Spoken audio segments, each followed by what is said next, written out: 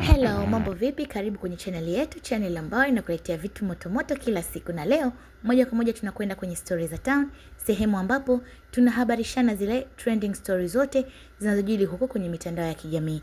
Na leo tunazungumzia story hii hapa inayomhusu mwigizaji mjasiriamali anayefahamika kama Shamsa Ford, ambaye pia ni mama wa watoto wawili na ni mke halali kabisa wa mwigizaji mwingine wa kiume anayefahamika kama Mlilo.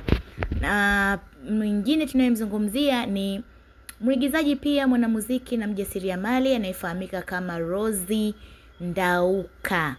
Huyu yeye ni mama wa watoto watatu, lakini pia ni mke halali wa Bwana Hafidhi. Hawa wote wamekuwa ni marafiki kwa muda mrefu, na hivi karibuni, kama msikilizaji wangu ni mfuatiliaji mzuri wa mitandao ya kijamii, umeweza kutambua ya kuwa kwamba Rose Ndauka naye pia amejikita kwenye muziki wa kizazi kipya, upande wa hip hop, yani muziki wa kufoka ule. Ana rap pale, na hivi karibuni aliachia EP yake ambayo ilihudhuriwa na watu wengi tu mashuhuri na maarufu kuona kile ambacho anakifanya. Na moja kati ya videos ambazo zilionyesha kushangaza wengi ni pale ambapo msanii huyu Shamsa Ford, ambaye pia ni rafiki kipenzi wa Rose Ndauka, alipoibuka na kudai kuwa Rose Ndauka hajui kuimba, aache mziki aendelee na uigizaji.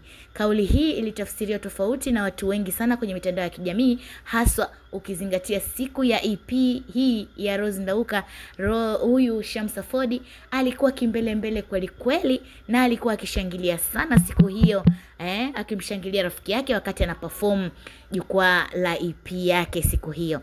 Lakini Rose alipoulizwa kuhusu hili na analichukuliaje, alisema kwamba Shamsa Ford ni mnafiki, ni rafiki mnafiki, nasi tumempokea hivyo.